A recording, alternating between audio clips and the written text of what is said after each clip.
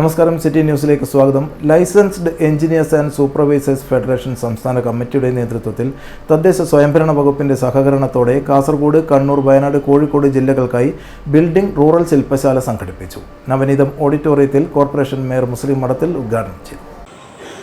നമുക്കറിയാവുന്ന നിർമ്മാണ മേഖല എന്നത് ഒരു വലിയ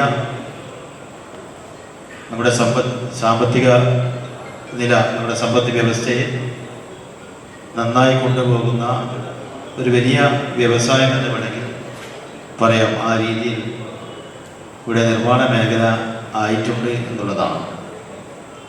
നിർമ്മാണ മേഖലയെക്കുറിച്ച് പറയുമ്പോൾ അതുമായി ബന്ധപ്പെട്ട ഒരുപാട് അനുബന്ധ തൊഴിൽ, അത് ഒരു ഭാഗത്ത് അൺസ്കില്ലായ ആളുകളും മറുഭാഗത്ത് സ്കിൽഡായിട്ടുള്ള ആളുകളുമൊക്കെ സമന്വയിച്ചുകൊണ്ട് ഒരു വലിയ അതിൻ്റെ തുടക്കം മുതൽ ഒടുക്കം വരെ അത്തരമൊരു സംവിധാനത്തിൽ ഒരുപാട് ആളുകൾ നമ്മുടെ സമ്പദ് വ്യവസ്ഥയുടെ വിവിധ മേഖലകളെ പരിപോഷിപ്പിക്കുന്ന രീതിയിലാണ് നിർമ്മാണ മേഖലയുടെ പ്രവർത്തനം എന്നുള്ളത്.